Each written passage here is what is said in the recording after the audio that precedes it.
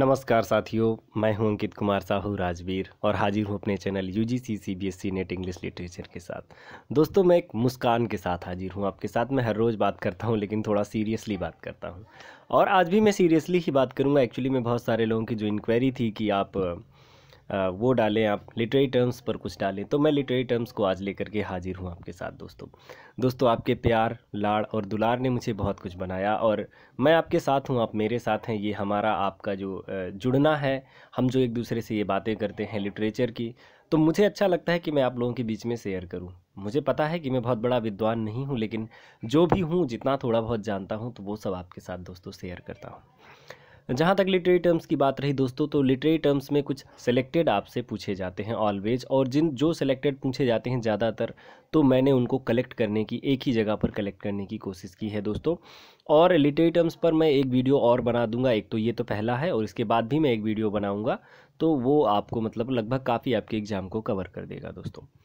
दूसरी बात मैं ये कहना चाहूँगा कि आपका एग्ज़ाम नज़दीक है, आप टू द पॉइंट तो पढ़ते ही हैं, वो बात बिल्कुल आपकी सही है। लेकिन कुछ लोगों का ये जैसे कि इंक्वायरी होती है कि सर आपके वीडियोज़ नहीं मिल पाते। तो अगर ऐसे लोग हैं जिनको वीडियोज़ नहीं मिल पाते, तो आप जो भी वीडियो वॉच कर रहे हैं, उस वीडियो के नीचे जो उसका डिस्क्रिप्शन वीडियो का दिया होता है, उसके डिस्क्रिप्शन में मैंने ऑल अबाउट लिख लिया है दोस्तों। मैंने सारे वीडियोज़ के लिंक्स को दे दिए हैं ताकि आपको ढूंढने में कोई दिक्कत ना हो। या तो आप प्लेलिस्ट को विजिट करें मेरी और वहाँ से आप देख सकते हैं दोस्तों।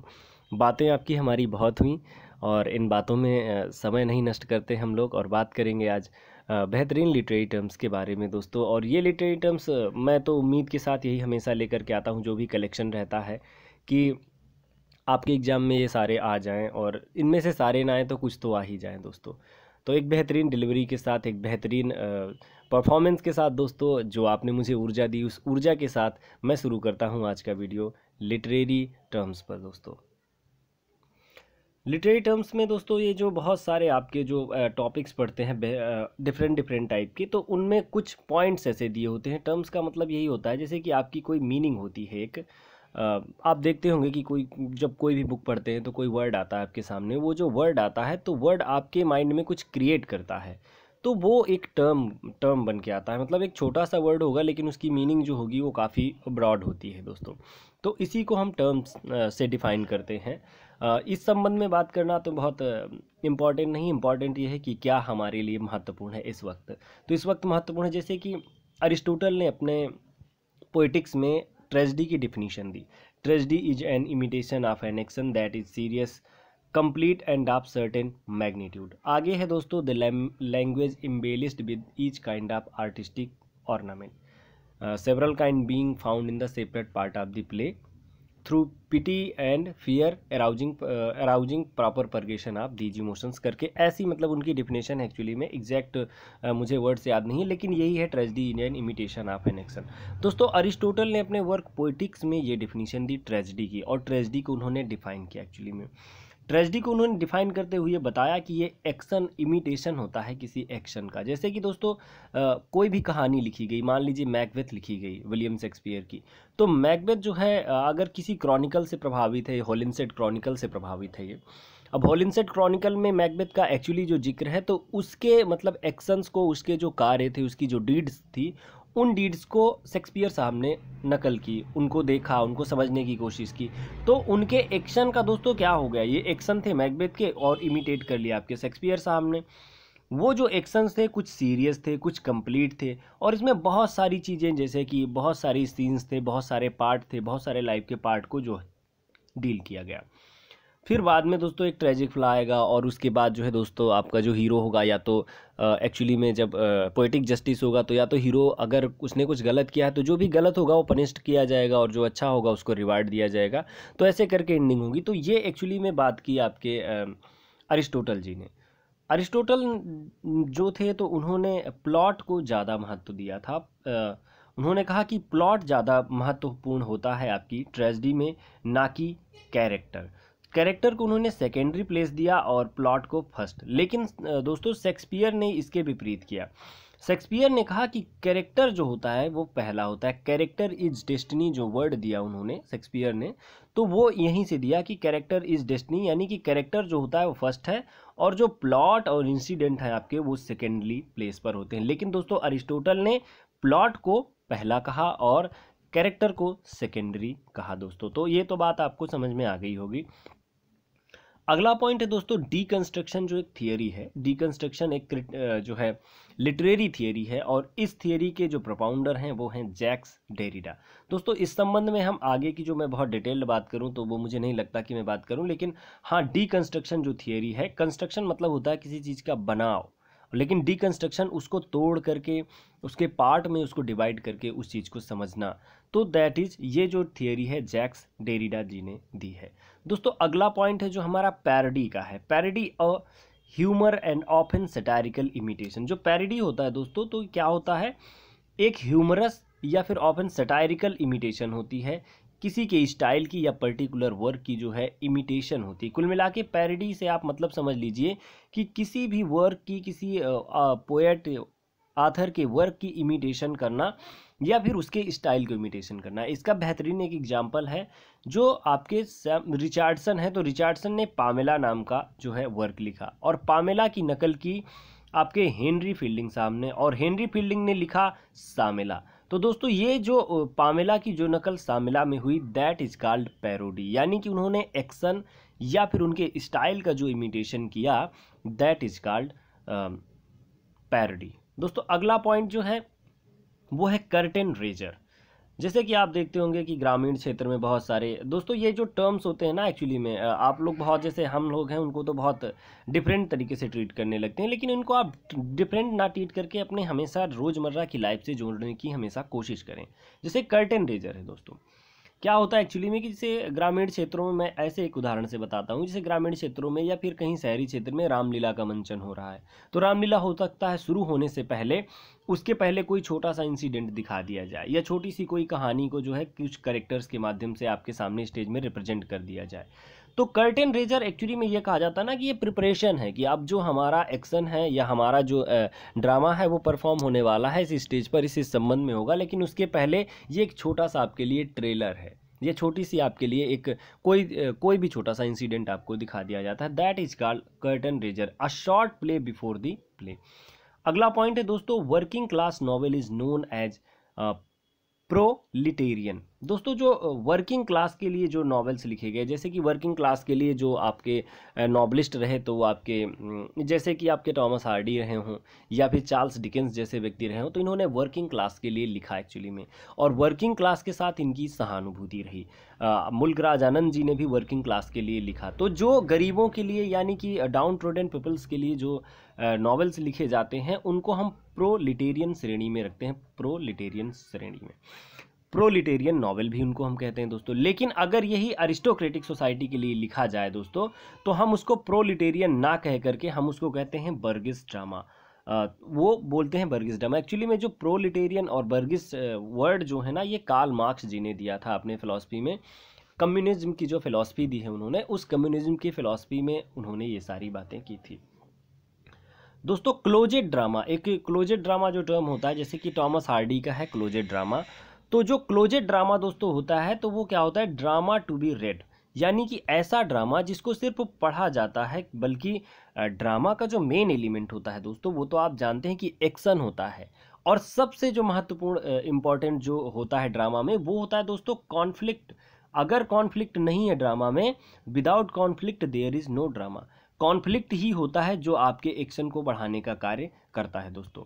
लेकिन जो क्लोजेड ड्रामा होता है ना, तो क्लोजेड ड्रामा में सिर्फ पढ़ने के लिए ही होता है क्लोजेड ड्रामा दोस्तों। अगले पॉइंट्स पर हम आते हैं। मिथ, आपने सुना होगा, बहुत सारी कहानियां सुनते हैं, भगवान राम की कहानी, जीसस क्राइस्ट की कहानी, टाइटन्स की कहानी, या तो फिर माया सभ्यता की कहानी। ये कहानियां जो आप सुनते हैं दोस्तों, इन कहानियों में कहीं ना कहीं जीवन होता है, और ये कहानियाँ जो होती हैं दोस्तों, तो हमारे लिए एक उदाहरण प्रस्तुत करती हैं। जैसे कि अगर भगवान राम को हमारे सामने मर्यादा पुरुषोत्तम के रूप में रखा जाता है दोस्तों। मेरा ये बोलने से मतलब मैं किसी की धार्मिक भावनाएं नहीं आहत करना चाहता दोस्तों, लेकिन जैसे भगवान राम हमारे सामने क्रिएट किए गए, तो उनको एक मर्यादा पुरुषोत्तम के रूप में दोस्तों हमने देखा, और उनकी मर्यादा पुरुषोत्तमता से हमने सीख ली जीवन में कि हमें भी मर्यादित तरीके से रहना चाहिए, जीवन को जीना चाहिए दोस्तों। जो मिथ होते हैं, तो मिथ का मतलब, जैसे हिंदी में मिथ का मतलब मिथ्या, लेकिन इससे थोड़ा डिफरेंट हम सोचते हैं कि मिथ जो होता है वो एक स्टोरी होता है या फिर प्लॉट होता है। स्टोरी और या प्लॉट होता है जो मिथ होगा, और ये ट्रुथ हो सकता है या तो फिर इन्वेंटेड हो सकता है। मतलब आपके सामने कुछ उदाहरण प्रस्तुत किए जाते हैं। अगर ऐसा ना हो दोस्तों, तो ये हमारा संसार, ये संसारिक लोग जो हैं बहुत ही अमानवीय कृत्य करेंगे और बहुत ही ज़्यादा मतलब वो कभी किसी को एक दूसरे को समझने की कोशिश ही नहीं करेंगे। तो इसीलिए कुछ मिथ्स होते हैं हमारे, कुछ हमारे दिमाग में कुछ ऐसी बातें डाल दी जाती हैं कि ऐसा हुआ, वैसा हुआ, ऐसा करना चाहिए, ये पाप है, ये पुण्य है। इन सारी चीज़ों का जो इन्वेंशन हमारे दिमाग में कहानियों के थ्रू डाला जाता है दोस्तों, दैट इज़ कॉल्ड मिथ। बहुत सी कहानियाँ सुना करके हमारे हिंदुइज्म में आपको बताया जाता है दोस्तों कि ऐसा करेंगे अगर आप तो ऐसा होगा, और ऐसे राजा ने, एक राजा थे, उन्होंने ऐसा किया तो उनके साथ ऐसा हुआ, ताकि आपके दिमाग में वो सब कहानियाँ बैठ जाएं। लिटरेचर में दोस्तों इसका यही यूज होता है। आपकी वेस्टलैंड हो या फिर आपके कोई अदर वर्क हो जिनमें मिथिकल कैरेक्टर्स को डील किया गया हो, जैसे कि आपने देखा था दोस्तों, मैंने मुल्क राजानंद जी का वर्क बताया था, Gauri the cow and the lady, जो उनका नॉवेल है उसमें मिथ के साथ उन्होंने डील किया है, रामायण का मिथ लिया है दोस्तों। तो ये जो कैरेक्टर्स होते हैं, जैसे अगर ये राम और या फिर टाइटन्स कहें या अपोलो गॉड कहें, तो ये मिथिकल कैरेक्टर्स दोस्तों कंसीडर किए जाते हैं। अगले पॉइंट पर हम आते हैं दोस्तों, इकोलॉग क्या होता है। इकोलॉग दोस्तों जो होता है ना, पास्टोरल, आपने पास्टोरल एलिजी का नाम सुना होगा। पास्टोरल दोस्तों जो होता है ना, पास्टोरल मतलब ग्रामीण सिटिंग के साथ जो भी होगा वो पास्टोरल होता है दोस्तों। तो इकोलॉग या पास्टोरल दोस्तों एक ही टर्म है, दोनों को एक ही नाम से जानते हैं हम। दोस्तों बहुत सारे वर्क्स होते हैं, जैसे चार्ल्स डिकेंस का हो डेविड कॉपरफील्ड, या तो फिर टॉमस हार्डी का हो टेस ऑफ डर्बरविल। तो ऐसे जो डिपिक्शन होता है, तो ये दो टाइप के कैरेक्टर आपके पाए जाते हैं दोस्तों। इनमें कैरेक्टर आप जैसे कि अब डेविड है तो वो कैरेक्टर है, टेस जो है वो एक कैरेक्टर है, यानी कि एक व्यक्ति है, कैरेक्टर मीन्स व्यक्ति। तो जो जैसे कि एक कैरेक्टर जो फ्लैट कैरेक्टर होता है दोस्तों, मैं यहाँ पर कैरेक्टर की बात कर रहा हूँ कि दो टाइप के कैरेक्टर होंगे, फ्लैट और राउंड कैरेक्टर। जैसे कि फ्लैट जानते हैं ना, मतलब बिल्कुल समतल या सपाट। फ्लैट मतलब कि जो भी कैरेक्टर रहेगा जो शुरू से अंत तक डेवलपमेंट होगा, लेकिन शुरू से अंत तक उसकी जो तरीके होंगे, कार्य होंगे, वो सेम होंगे। लेकिन जो राउंड कैरेक्टर होता है दोस्तों, तो मान लीजिए कि कोई व्यक्ति है पहले अच्छा था, बाद में राउडी हो गया, तो ये सारे जो परिवर्तन देखने को मिलते हैं तो फ्लैट और राउंड कैरेक्टर में देखने को मिलते हैं दोस्तों। फ्लैट और राउंड कैरेक्टर की जो बात की थी वो E.M. फॉस्टर ने की थी। अगले पॉइंट पर हम आते हैं दोस्तों, नॉवेल्स जो दोस्तों आपने देखा होगा कि नॉवेल आपको दो टाइप के देखने को मिलते हैं। एक ये नॉवेल है या कोई वर्क है दोस्तों, ये जरूरी नहीं कि नॉवेल ही हो। यूटोपिया आपको मिलता है एक, और एक मिलता है दोस्तों डिस्टोपिया। यूटोपिया जो होता है तो एक प्लीजेंट वर्ड का क्रिएशन होता है, वो इमेजनरी होता है। लेकिन दोस्तों एक ऐसे वर्ड का क्रिएशन जो इमेजनरी हो, यूटोपिया मीन्स एक ऐसे वर्ड का जो है क्रिएशन जो इमेजनरी हो, लेकिन बहुत ज़्यादा सब कुछ आइडियलिस्टिक होता है, वहाँ पर सब कुछ आपको आइडियल मिलेगा, वो कहलाता है यूटोपिया। और अगर ऐसे कोई नॉवल लिखा जाता है तो वो कहलाता है यूटोपियन नॉवल। और इसी के अपोजिट दोस्तों होता है डिस्टोपिया। डिस्टोपिया क्या होता है दोस्तों, तो डिस्टोपिया जो होता है कि ये अनप्लीजेंट प्लेस होगा, इमेजनरी वर्ड होगा, अनप्लीजेंट इमेजनरी वर्ड। जैसे कि लॉर्ड ऑफ द फ्लाइज, अगर वर्क आपने पढ़ा है तो लॉर्ड ऑफ द फ्लाइज में डिस्टोपियन जो डिपिक्शन हुआ है, या टाइम मशीन दोस्तों जो जॉर्ज ऑरवेल का वर्क है, ये सारे डिस्टोपियन वर्क हैं। और यूटोपियन वर्क में जैसे न्यू एटलांटिस वगैरह जो लिखा आपके फ्रांसिस बेकन ने, वो यूटोपियन वर्क है। मतलब यूटोपिया का मतलब ही होता है अ प्लेस नो वेयर, ऐसा प्लेस जो कहीं नहीं होगा, क्योंकि कहीं भी आप राम राज्य नहीं पाने वाले हैं। और इसीलिए ये यूटोपियन नॉवेल्स कहलाते हैं और ये डिस्टोपियन नॉवेल कहलाते हैं। जो अनप्लीजेंट इमेजनरी वर्ड के साथ डील होते हैं वो हैं डिस्टोपियन, और जो प्लीजेंट वर्ड जो लेकिन इमेजनरी हो वो कहलाते हैं दोस्तों यूटोपियन। अगले पॉइंट पर आए, कथारसिस। दोस्तों ये जो पॉइंट्स हैं अभी मैंने आपको बिल्कुल ओपनिंग में बताया था अरिस्टोटल के बारे में, कि अरिस्टोटल साहब ने जो है एक ट्रेजेडी की डिफिनीशन दी कि tragedy is an imitation of an action that is serious complete. दोस्तों डॉट डॉट ऐसे करके उन्होंने जो डिफिनीशन दी उसमें कुछ पॉइंट्स पर उन्होंने बात की थी। जैसे उन्होंने एक पॉइंट दिया था कथारसिस, कथा, जैसे कथा का जो सरिस होता है, मतलब कथा का जो रस होता है, कथारसिस को आप ऐसे समझे, देखिए मैं आपको सिंप्लीफाइड कर रहा हूँ, ना कि मैं इस वर्ड से आपको वो कर रहा हूँ। जैसे catharsis, arousing the feeling of pity and fear. दोस्तों कथारसिस क्या होता है एक्चुअली में, कि जैसे मान लीजिए जो नॉवेल है या आपने कोई मूवी देखा, जैसे मूवी है तो किसी ना किसी फिक्शन का डिपिक्शन होता है। मान लीजिए कि मैं आपसे बात कर लेता हूँ कि हमने मैकबेथ देखा, मैं मैकबेथ का बहुत एग्जाम्पल लेता हूँ क्योंकि मैं वहाँ से काफ़ी चीज़ें आपकी क्लियर कर पाता हूँ। तो जो कथारसिस है, जैसे मैकबेथ है, मैकबेथ प्ले आपने देखा या मैकबेथ प्ले आपने पढ़ा, मैकबेथ ने बुरा किया। पहले तो मैकबेथ बहुत अच्छा था, बहुत अच्छा हीरो रहा, कमांडर रहा और बहुत ही विश्वास पात्र रहा डंकन का। लेकिन क्या हुआ दोस्तों कि उसने अपनी फितरत के लिए, अपना कुछ पाने के लिए, लालच में, वो राज्य पाने के चक्कर में उसने मतलब राजा की हत्या तक कर दी। और हत्या के बाद दोस्तों उसने कुछ भुगता। तो ये जो चीज़ें होती है, arousing the feeling of pity and fear, हमारे अंदर क्या भावनाएं आती हैं दोस्तों। जैसे कि हमने देखा कि मैकबेथ सफ़र कर रहा है स्टेज पर, या हम किसी कैरेक्टर को देखते हैं मूवी में बहुत सफ़र करता है। सफ़र करने का मतलब ये है कि उसने पहले वो सही था, फिर वो उसने गलत किया, गलत का उसे परिणाम ये मिला कि उसे मौत तक, या कि मान लीजिए कोई से मार रहा है, कोई काट रहा है। तो हम देखते हैं जो हमारी भावनाएं होती हैं ना, तो हमारे अंदर कुछ उसके लिए दया भाव आने लगता है और हमारे अंदर डर भी आता है। दया भाव ये कि देखिए उसने ऐसा गलत कार्य किया, इसलिए उसको ऐसा भुगतना पड़ रहा है। लेकिन जो फियर हमारे अंदर आता है वो क्यों आता है? फियर हमारे अंदर ऐसे आता है दोस्तों कि हम उससे सीख लेते हैं। हम कथा का सरिस मतलब कथा का रस पान क्या करते हैं उस कि मतलब अगर उसने ऐसा किया तो उसको ऐसा दंडित किया गया, लेकिन अगर हम ऐसा करेंगे तो हमको भी ऐसा ही दंड मिल सकता है। ये चीज़ हम सीख लेते हैं, इसी को हम बोलते हैं catharsis, arousing the feeling of pity and fear. दोस्तों हमारे अंदर जो फीलिंग्स आ जाती हैं पिटी की और फियर की, क्योंकि पिटी हम अपने हीरो से कर लेते हैं और फियर हमारे अंदर आ जाता है कि अगर ऐसा करेंगे तो ऐसा परिणाम हो सकता है। दोस्तों दैट इज कथारसिस। दोस्तों अगले पॉइंट पर हम आते हैं। अब हम बात करते हैं हेमर्सिया की। हेमर्सिया क्या होता है दोस्तों? हेमर्सिया होता है ट्रेजिक फ्ला।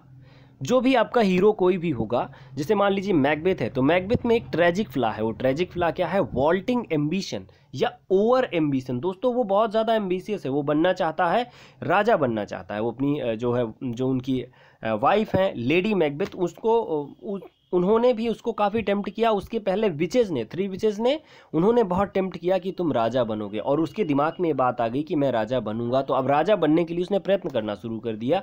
वो अच्छा है या बुरा, उसने कोई वो कभी नहीं सोचा। दोस्तों ये ट्रेजिक फ्ला जो होता है ये उसके पतन का कारण बनता है। अब वॉल्टिंग एम्बिशन जो रही उसकी, तो उसके मतलब उसकी जो डेथ का कारण जो मैकबेथ की बना वो वॉल्टिंग एम्बिशन ही बना। दैट इज कॉल्ड ट्रेजिक फ्ला जो होता है, उसी को हम हैमर्सिया बोलते हैं दोस्तों। हैमर्सिया यानी कि जो हैमर होता है हमारे ऊपर एक तरीके का दोस्तों जो कमी होती है। जैसे कि अगर मान लीजिए हैमर किसी के ऊपर आप पुटअप कर देंगे तो दोस्तों क्या होगा? वो खराब हो जाएगा। तो जो ट्रेजिक फ्ला होता है दोस्तों ना, तो ये हमको डिस्ट्रॉय कर देता है। जैसे कि हैमर अगर मान लीजिए किसी के ऊपर सर पे मार दीजिए तो फूट जाएगा, डिस्ट्रॉयड हो जाएगा ना, ऐसे आप उसको समझ लीजिए। अगर ट्रेजिक फ्ला है तो वो हमें डिस्ट्रॉय कर देगा। मैकबेथ को कर दिया उसने, हैमलेट को कर दिया, किंग लियर को कर दिया, ओथेलो को कर दिया, तो हमको भी कर देगा। दैट इज दोस्तों। अगले पॉइंट पर हम आते हैं, पेरीपीटिया। दोस्तों पेरीपीटिया जो होता है तो sudden change in Fortune of a hero.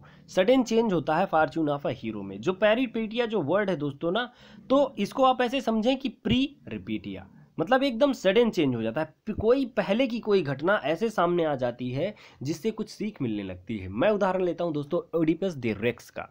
Oedipus the racks जो या ओडिपस द किंग जो एक वर्क है, उसमें पेरीपीटिया कहाँ पर आता है दोस्तों? एक जैसे कि जो एडिपस जो रहता है, तो एडिपस दोस्तों अपने फादर को मार करके दोनों लोग जा रहे होते हैं, रथ दोनों का एक जगह एक रास्ते में फंस जाता है और उसने मार देता है अपने फादर को। और उस राज्य का ये निर्देश रहता है कि जो भी राजा को मारेगा तो वो राजा बनेगा वहाँ का, और वो उसकी पत्नी से शादी करेगा। तो जो एडिपस रहता है उसको बचपन में उसकी माँ उसको पानी में बहा देती हैं, क्योंकि वो इलीगल चाइल्ड था, शादी के पहले का चाइल्ड था। वो जब चला जाता है स्टेफर्ड एक पालता है उसको, बड़ा हो जाता है, तो रॉयल ब्लड है, तो रॉयल ब्लड की तरह वो रहा दोस्तों। जब वो अपने फादर से मिला, दोनों की थोड़ा बहस हुई और उसने मार दिया अपने फादर को, और जा करके उनके किंगडम में वहाँ का राजा बन गया, और अपनी माँ से ही उसने शादी कर ली। उसे नहीं पता था कि ये मेरी माँ है। लेकिन दोस्तों उसके राज्य में अकाल पड़ गया, और जब उसके राज्य में अकाल पड़ा तो बहुत ज़्यादा दिक्कत आ गई। तो टाइरेसियस जो कैरेक्टर आपने वेस्टलैंड में पढ़ा है दोस्तों, टाइरेसियस, तो टाइरेसियस जो था वो उसने बताया कि तुम्हारी ये कंडीशन क्यों हुई, क्योंकि तुमने अपनी मदर से शादी कर ली। और जब उसको ये पता चलता है कि उसने अपनी मदर से शादी कर ली, तो वो उठाता है अपने जो है वो जो नाइफ लिए रहता है या जो भी लिए रहता है, उससे अपने आप को स्टैब कर, डैगर लिए रहता है दोस्तों, नाइफ नहीं डैगर, डैगर जो लिए रहता है दोस्तों, वो अपनी दोनों आंखों पर स्टैब कर लेता है। तो ये मतलब उसको क्या हुआ कि sudden change in Fortune, Fortune में उसके एकदम सडन चेंज आ गया दोस्तों। अगला पॉइंट जो है वो है पोएटिक जस्टिस। दोस्तों जो पोएटिक जस्टिस है तो इसे बोलते हैं हम रिवार्ड या पनिशमेंट। जो दोस्तों पोएटिक जस्टिस टर्म है ना, ये तो पोएटिक जस्टिस एक्चुअली में टॉमस राइमर ने दिया था दोस्तों। जो टॉमस राइमर ने ये टर्म दिया पोएटिक जस्टिस, और इस पोएटिक जस्टिस का मतलब होता है कि अगर मान लीजिए किसी व्यक्ति ने अच्छा कार्य किया है, कोई भी देखिए वर्क है, वर्क ऑफ आर्ट है, यानी कि ड्रामा या नॉवेल है या कि आपकी कोई मूवी है। जैसे कि मान लीजिए अगर कोई मूवी जो भी आपने देखा होगा तो उसमें जो विलेन रहता है वो बुरे कार्य करता है और बाद में उसको पनिशमेंट दिया जाता है। एक हीरो होता है वो अच्छे कार्य करता है, उसको रिवार्ड के रूप में ये मिलता है कि उसकी सच्चाई सब लोगों के सामने आ जाती है। तो दोस्तों दैट इज पोएटिक जस्टिस। और अगर ऐसा नहीं होता तो इट मीन्स ये होता है कि उस वर्क में पोएटिक जस्टिस की कमी है, और पोएटिक जस्टिस अगर नहीं है तो वो वर्क ऑफ आर्ट कमज़ोर है दोस्तों। आगे चलते हैं, सोलिलोक्वी क्या होता है दोस्तों। सोलिलोक्वी जो होता है, तो सोलिलोक्वी को हम एसाइड करके भी समझते हैं, और सोलिलोक्वी का मतलब होता है, सोलो मीन्स होता है अकेले, लोकी मतलब समझ लीजिए कि आप अकेले ही वार्तालाप करना। लेकिन ये लाउड थिंकिंग होती है दोस्तों, जो कि देखिए दोस्तों, जो एलिजाबेथन पीरियड था उस टाइम पे माइक ये सारी चीज़ें नहीं हुआ करती थी, या कि आपके पास साउंड इफेक्ट जो आजकल लाइट इफेक्ट, ये सारी चीज़ें कम हुआ करती थी, थोड़ा बहुत थी, तो जो आपके ज़्यादा वो नहीं डाल पाती थी प्रभाव। तो इन सारी चीज़ों से जो लाउड थिंकिंग थी ना दोस्तों, जैसे आजकल की मूवीज़ में देखते हैं कि कोई हीरो बैठा होता है स्क्रीन पर और उसके बैकग्राउंड में उसकी आवाज़ ही चल रही होती है, वो बोल नहीं रहा होता लेकिन उसकी आवाज़ चल रही होती है। यही एक उदाहरण है दोस्तों सोलिलोक्वी का, जब अकेले वो बैठ करके सोचता है, लेकिन वो ये सोचता है कि इस समय उसे कोई नहीं जान रहा। कभी कभार आप देखते हैं मूवी में कि कोई व्यक्ति होता है किसी के सामने रहेगा, वो बोलता नहीं है लेकिन उसके दिमाग में क्या सोच रहा है ये आवाज़ के थ्रू आपको दिखाया जाता है। ये तो आपका सिनेमा का इफेक्ट है वर्तमान का, लेकिन जो उस टाइम पे था सोलिलोक्वी का प्रयोग यही था दोस्तों, कि ये लाउड थिंकिंग होती थी। ये माना जाता था कि जो अदर कैरेक्टर स्टेज पर हैं वो कोई नहीं सुन रहा है, ऑडियंस सिर्फ सुन रहे हैं, लेकिन सपोज किया जाता था कि उसको कोई सुन नहीं रहा है, वो सिर्फ अकेले उस बात को सोच रहा है। अगले पॉइंट पर आते हैं दोस्तों, स्ट्रीम ऑफ कॉन्शसनेस। जो स्ट्रीम ऑफ कॉन्शसनेस होता है, तो ये इसके बारे में मैं आपको बिल्कुल सरलता से बताया दे रहा हूँ कि स्ट्रीम ऑफ कॉन्शसनेस, स्ट्रीम मतलब होता है दोस्तों धारा। और ये धारा कौन सी, मतलब कोई भी, जैसे कि पानी की बहती धारा, मतलब आप एकदम लाइनर थ्रू, मतलब लाइन से आप किसी चीज़ को सोच रहे हैं।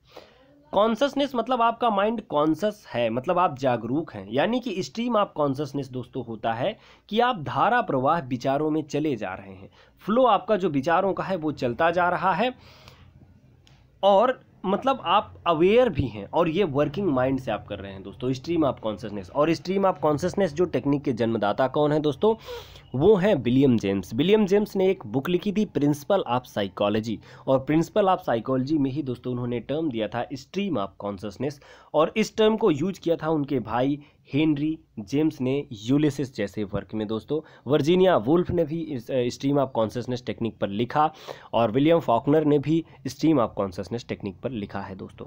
अगले पॉइंट पर हम आते हैं दोस्तों, पोएटिक लाइसेंस। पोएटिक लाइसेंस क्या होता है दोस्तों, जैसे पोएट्स लोगों का लाइसेंस होता है, तो उसको हम पोएटिक लाइसेंस जानते हैं। क्योंकि पोएट का लाइसेंस क्या होता है दोस्तों, एक्चुअली में आप देखे तो होंगे ना कि पोएट्स के पास लिबर्टीज होती है लैंग्वेज को और फैक्ट्स को तोड़ मरोड़ करके प्रस्तुत करने की, या उनको हाईलाइट करके प्रस्तुत करने की, या छोटा करके प्रस्तुत करने की। जो पोएटिक लाइसेंस होता है ना दोस्तों, तो ये पोएट्स को अनुमति देता है कि वो लैंग्वेज को अपने हिसाब से, लोगों को समझाने के हिसाब से उसका प्रयोग कर सकते हैं। यानी कि लैंग्वेज का ऐसा प्रयोग कि जो मतलब वो पोएट अपने हिसाब से प्रयोग करता है, क्योंकि स्ट्रक्चर नहीं देखा जाता उसमें ग्रामर का, उसमें शब्द देखे जाते हैं और भावनाएं देखी जाती हैं। दैट इज दोस्तों पोएटिक लाइसेंस। अगले टर्म पर आते हैं, ये है एवेंट गार्ड। एवेंट गार्ड दोस्तों क्या होता है, एवेंट गार्ड का मतलब जो होता है वो होता है एडवांस गार्ड। ये एक फ्रेंच टर्म है एडवांस गार्ड दोस्तों। एवेंट गार्ड जो है ये फ्रेंच टर्म है और इसका मतलब होता है एडवांस गार्ड। और एजरा पाउंड ने इसी को कहा है कि मेक इट न्यू। दोस्तों जो मेक इट न्यू का मतलब ये कि आप वर्क ऑफ लिटरेचर में जो भी आप लिख रहे हैं उसमें कुछ नयापन लाने की कोशिश, दैट इज एवेंट गार्ड। दोस्तों अगले पॉइंट्स पर हम आते हैं, वेवरली नॉवेल। वेवरली नॉवेल के बारे में अगर आपने नहीं सुना तो मैं बताता हूं कि जो वेवरली नॉवेल हैं ये वाल्टर स्कॉट, जो रोमांटिक एज के आपके एक नॉवेलिस्ट थे, बेहतरीन नॉवेलिस्ट थे Walter Scott, sir Walter Scott, Ivanhoe जैसे वर्क उन्होंने लिखा। और जो इन्होंने वर्क लिखा उनको हम वेवरली नॉवेल से जाने जाते हैं, क्योंकि वेवरली एक प्लेस है, उस प्लेस पर इन्होंने अपनी जो है अपने नॉवेल्स की सेटिंग की, इसीलिए उनको वेवरली नॉवेल से जाना जाता है। जैसे कि आपके थॉमस हार्डी वेसेक्स नॉवलिस्ट हैं, तो और आपके आर के नारायण जो है मालगुडी के नॉवेलिस्ट हैं। इस टाइप से दोस्तों वेवरली नॉवेल का भी ये वाल्टर स्कॉट के साथ रिलेशन है। अगले पॉइंट पर हम आते हैं दोस्तों, गोथिक नॉवेल। काफ़ी क्वेश्चंस बनते हैं इससे कि गोथिक नॉवेल एक्चुअली में है क्या दोस्तों। गोथिक नॉवेल का जो बेहतरीन एक एग्जाम्पल है मैं आपके सामने बताऊं तो वो है मैरी शेली। पीबी शेली की जो वाइफ थी मैरी शेली, उन्होंने लिखा था फ्रैंकेनस्टाइन। जो फ्रैंकेनस्टाइन वर्क है दोस्तों ना, तो ये एक गोथिक नॉवेल का उदाहरण है। गोथिक नॉवेल में एक्चुअली में होता क्या है दोस्तों, तो ये इस गोथिक नॉवेल की जो सेटिंग होती है वो मिडिवल पीरियड होगी। वहाँ पर आपको दिखाया जाएगा ग्लूमी कासल्स दिखाए जाएंगे, डंजन्स दिखाए जाएंगे और घोस्ट या मिस्ट्रीज, यानी कि कुल मिलाकर के किसी ओल्ड बहुत बड़े किला में या कासल में, महल में आपको सेटिंग दिखा दी जाएगी। वहाँ पर घोस्ट वगैरह, घोस्ट हैं, ग्लूमी कासल होगा क्योंकि बैरन टाइप की चीज़ें दिखाई जाएंगी आपको। तो गोथिक नॉवल का बेहतरीन, जैसे कासल ऑफ ओट्रेंटो जो हॉरेस वालपोल ने लिखा। हॉरेस वालपोल दोस्तों प्रोपाउंडर जाने जाते हैं आपके गोथिक नॉवल के। तो गोथिक नॉवल जो होता है तो नॉवल होता है, ऐसे नॉवल ऑफ टेरर के नाम से भी इसको जाना जाता है दोस्तों। अगले पॉइंट पर हम आते हैं, रिटर्न टू नेचर। दोस्तों ये टर्म 2 बार यूज किया गया है लिटरेचर में कि return to nature. Return to nature से क्या मतलब है, देखिए एक बार जब रोमांटिक एज में रिटर्न टू नेचर रूसो ने कहा, जीन जैक्स रूसो ने कहा कि रिटर्न टू नेचर, तो उनका मतलब था कि प्रकृति की ओर लौटो। रूसो का जो दोस्तों मानना था वो ये मानना था कि जो प्रकृति होती है वो प्रकृति आपको नेचुरली जो भी शिक्षा देती है वो शिक्षा दोस्तों बहुत ही बेहतरीन होती है, रिफाइंड होती है, क्योंकि प्रकृति आपको अच्छी चीज़ें सिखाती है, बुरी चीज़ों से दूर रखती है। लेकिन जो सोसाइटी होती है दोस्तों उसमें अच्छाई और बुराई दोनों होती है और लोग बुराई को जल्दी पकड़ लेते हैं। इसीलिए रिटर्न टू नेचर यानी कि प्रकृति की ओर लौटो। दोस्तों यही टर्म अलेक्जेंडर पोप ने भी यूज किया कि रिटर्न टू नेचर। लेकिन जब वो ये बात करते हैं कि रिटर्न टू नेचर, तो अलेक्जेंडर पोप ने ये बात की थी अगस्टन एज को ध्यान में रख करके। जो एंशियंट टाइम में जो है किंग अगस्टस थे, तो उनके टाइम की जो राइटिंग थी वो बहुत रिच मानी जाती थी कि उन्होंने जो राइटिंग साहित्य था उस दौरान का बहुत अच्छा था। इसीलिए अलेक्जेंडर पोप ने कहा कि मतलब रिटर्न टू नेचर, और उनका इस नेचर से मतलब है आपकी प्रकृति नहीं, मतलब nature of writing during the king Augustus. दोस्तों अगले पॉइंट पर हम आते हैं, the wisest, the brightest and the meanest of Mankind. ये जो वर्ड यूज किए गए हैं दोस्तों ये फ्रांसिस बैकन के लिए यूज किए गए हैं, और फ्रांसिस बैकन के लिए पोप ने, अलेक्जेंडर पोप ने फ्रांसिस बैकन के लिए ये वर्ड यूज किए, the wisest, the brightest and the meanest of Mankind. अगला पॉइंट है दोस्तों ड्रामेटिक मोनोलॉग। ड्रामेटिक मोनोलॉग जैसे कि आपको वर्ड से ही दोस्तों समझ में आ रहा होगा कि ड्रामा, ड्रामेटिक यानी कि ड्रामेटिक होगा, और मोनो मतलब सिंगल होता है, लॉग मतलब कन्वर्सेशन। दोस्तों फिर से समझें इसे, ड्रामा तो हो गया, चलिए मान लीजिए ड्रामा होता है कि उसमें आपकी वार्तालाप होना चाहिए, डायलॉग्स होने चाहिए। मोनो मतलब होता है सिंगल और लॉग मतलब वार्तालाप, यानी कि जो ड्रामेटिक मोनोलॉग होता है तो मतलब एक अकेले की वार्तालाप। ड्रामेटिक मोनोलॉग के जो मास्टर हैं वो हैं आपके रॉबर्ट ब्राउनिंग। ठीक है दोस्तों, रॉबर्ट ब्राउनिंग ने जो है ड्रामेटिक मोनोलॉग का जो बेहतरीन यूज किया उन्होंने, इसमें उन्होंने कहा कि a lengthy speech by a single person in a play, या फिर जो है प्ले हो सकता है या फिर पोयम हो सकती है दोस्तों। तो ये जो ड्रामेटिक मोनोलॉग पोयम्स में, पोयम्स ज़्यादातर मैंने देखी, जैसे कि आप देखते हैं ना last duchess by Robert browning या लास्ट राइड टुगेदर है, तो ये सारी जो इनकी पोयम्स हैं ये ड्रामेटिक मोनोलॉग है। लास्ट डचेस में आप देखते हैं कि उसमें जो एनवॉय रहता है और जो आपके जो है प्रिंस रहते हैं, जो दिखाते हैं डचेस की फ़ोटो को और कहते हैं that's my last duchess painted on the wall if she were alive and I call. तो ये जो वहाँ पर एक्चुअली में दोस्तों जो रिप्रेजेंटेशन होता है ना, तो ऐसे लगता है कि जैसे, दोस्तों सॉरी टू से, क्योंकि ये थोड़ा सा डिस्टर्बेंस हो रहा था नॉइज की वजह से।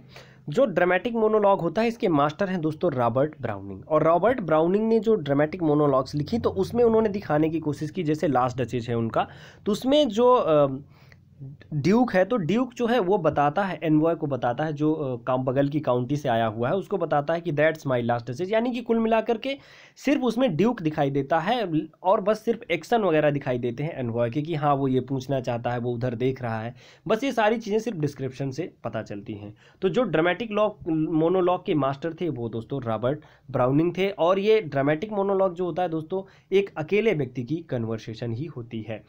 कॉमिक रिलीफ दोस्तों एक दूसरा पॉइंट है जो है वो है कॉमिक रिलीफ।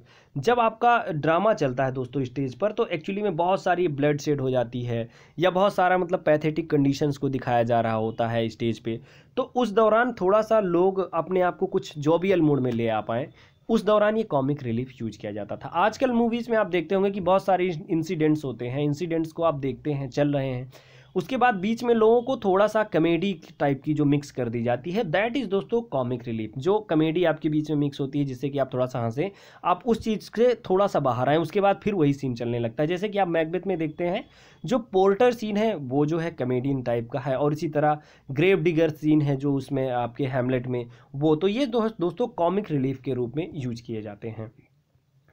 दोस्तों कोरस क्या होता है कि कोरस के बारे में अगर आप जानते हैं तो कोरस जो होता है ग्रुप ऑफ होता है सिंगर्स इन ड्रामाज में जो है पहले ग्रीक टाइम पे और बाद में जो है जैसे आपके टी.एस. इलियट ने भी अपने जो मर्डर इन कैथीड्रल में है, फैमिली रियूनियन में है दोस्तों, तो उन्होंने कोरस यूज किया। ये कोरस क्या होते थे कि किसी इंसिडेंट के होने से पहले उसकी थोड़ी सी पूर्व सूचना आभास देते थे कि हाँ कुछ अच्छा होगा या कुछ बुरा होगा, और ये सिंगर होते थे दोस्तों। मैंने इनके बारे में कोरस के बारे में आपको डिटेल में अब एक टर्म में बताया था, जो है ओड में बताया था, सोनेट और ओड वाला मैंने एक वीडियो डाला था दोस्तों। फ्री वर्स के बारे में दोस्तों जान लीजिए, क्योंकि इससे हमेशा क्वेश्चन बनते हैं दोस्तों। जो फ्री वर्स होता है तो इसके कई नाम हैं, कि इसे हम ओपन फॉर्म कहते हैं, वर्स लिबर कहते हैं, या इरेगुलर लाइन लेंथ कहते हैं दोस्तों। ये फ्री वर्स होता है। जो फ्री वर्स होगा तो उसमें ये 3-4 पॉइंट आपके महत्वपूर्ण है, ये कि ओपन फॉर्म होता है उसका, वर्स लिबर इसको बोलते हैं हम, या इरेगुलर लाइन्स होती हैं दोस्तों, उसे हम फ्री वर्स बोलते हैं। और ये फ्री वर्स जैसे कि मान लीजिए जो भी लिखा है तो मतलब एकदम फ्रीली लिखा हुआ है, ओपनली लिखा हुआ है। वर्स लिबर जैसे वर्स स्वतंत्र जो लिखी हुई हैं वर्स, उनको हम फ्री वर्स बोलते हैं दोस्तों। अगला जो पॉइंट है वो है ब्लैंक वर्स का दोस्तों। जो ब्लैंक वर्स होता है, ब्लैंक वर्स और फ्री वर्स में बिल्कुल कभी कंफ्यूज ना हो, ये अनराइम्ड आयम्बिक पेंटामीटर में होती हैं, नेचुरल रिदम्स ऑफ इंग्लिश। मतलब ब्लैंक वर्स जो होता है ज़्यादातर आयम्बिक पेंटामीटर में आपकी पूरी जो है इंग्लिश भाषा ही मानी जाती है, तो ये एक नेचुरल टोन होती है आपकी इंग्लिश की दोस्तों, जिसे हम ब्लैंक वर्स बोलते हैं। इसमें अनराइम्ड आयम्बिक पेंटामीटर आपको देखने को मिलता है दोस्तों। जो आयम्बिक होता है या आयम्बस जिसे हम बोलते हैं, वो क्या होता है? आयम्बस या आयम्बिक जो होता है वो वन अनएसेंटेड सिलेबल फॉलोड बाय एसेंटेड, मतलब एक मतलब अनस्ट्रेस्ड जो सिलेबल होता है, अनस्ट्रेस्ड होगा, वो जो है फॉलोड करता है दूसरा जो स्ट्रेस्ड होगा, यानी अनस्ट्रेस्ड और स्ट्रेस्ड, यानी कि वो आयम्बस है, आयम्बिक है दोस्तों, आयम्बिक। और इसका आयम्बिक का उल्टा होता है ट्रॉकी, यानी कि जो स्ट्रेस्ड है पहले और फिर अनस्ट्रेस्ड है वो होगा ट्रॉकी दोस्तों। अगले पॉइंट्स पर हम आते हैं दोस्तों। Let us go then you and I, ये जो दोस्तों लाइन्स हैं ये हैं आपकी love song of J Alfred Prufrock से। Let us go then you and I when evening spirit against sky like a patient etherized upon a table.